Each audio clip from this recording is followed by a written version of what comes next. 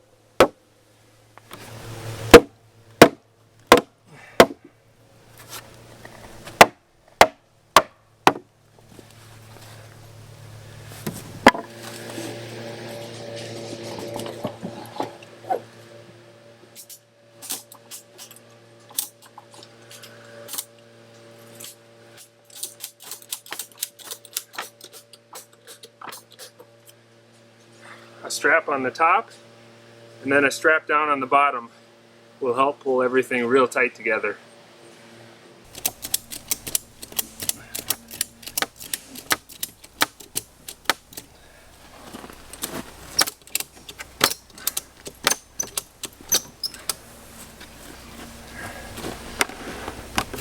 We have talked about these wedges over and over.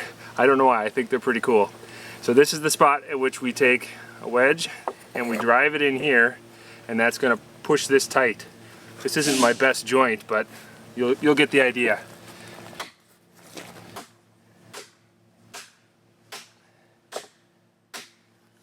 See how that just locked things in? It's even pushing some moisture out. That's how tight this gets. Let's do one on the other side.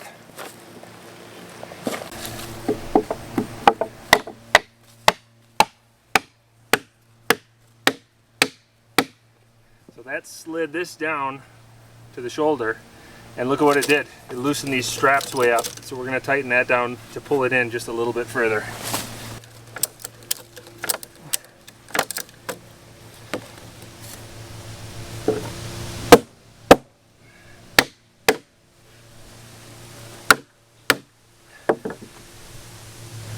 The bent is all strapped together, everything is pulled tight, the wedges are in the top, and now it's time to drive the pegs in.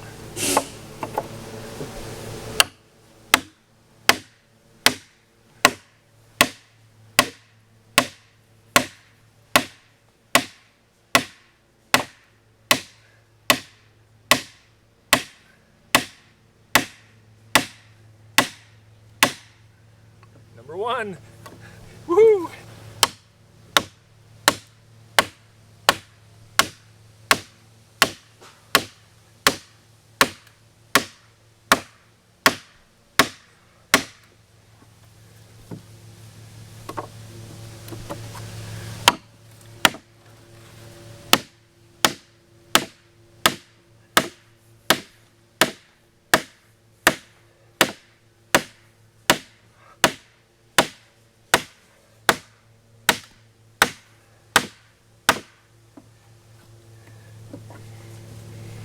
So I know people are going to ask this question because it seems this is a very common one. How do you fix the posts to the base?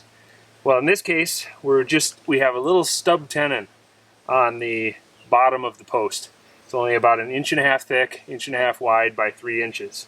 And that's just going here into this mortise that I'm chopping right now. If you are more concerned about winds and hurricane forces, you'll have to check with your building inspector to be sure.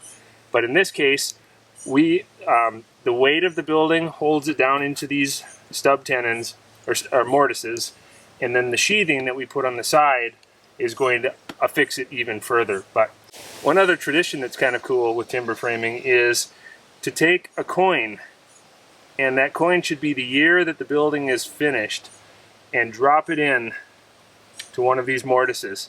And then I guess the idea is that if the building burns down or something like that, you can always see what year it was made by this little bit of tradition in there.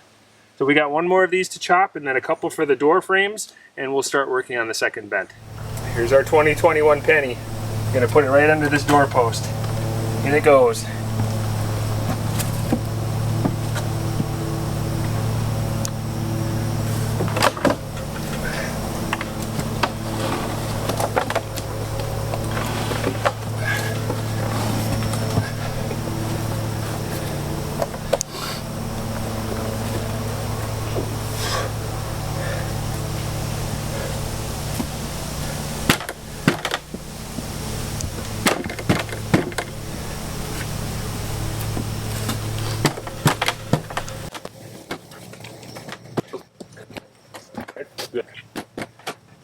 Just needed a little bit of coercion.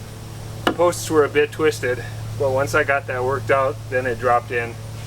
So I'm going to drive these pegs home, put a brace on it, and then get ready for the wall plates across the top.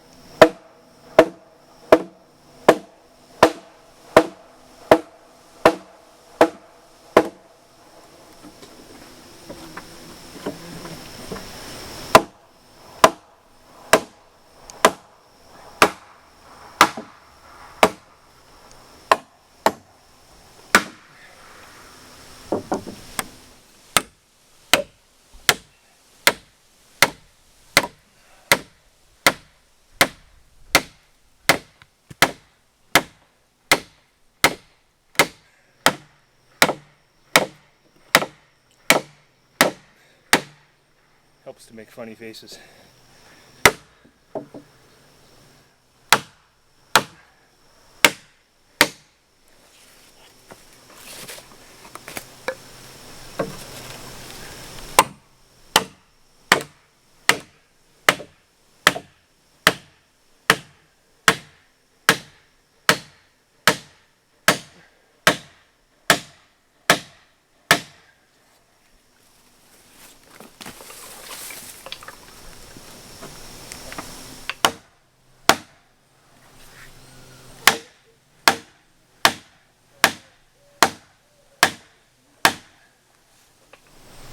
This is an example of what draw boring does. Hopefully this peg, when I drive it in, is going to make this gap smaller.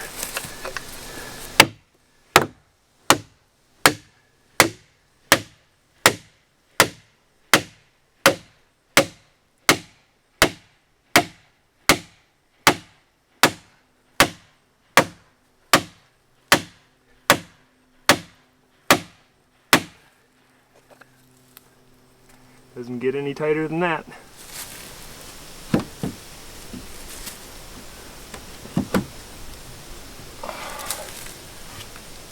Well, that's it.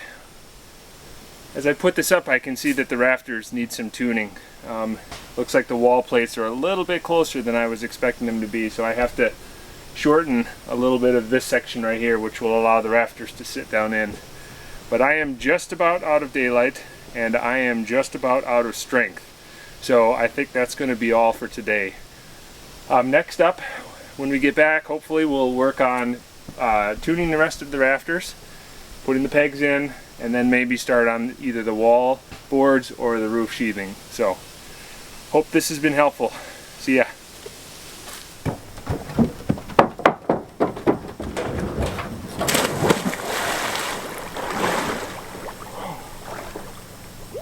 Smells like dead fish over here.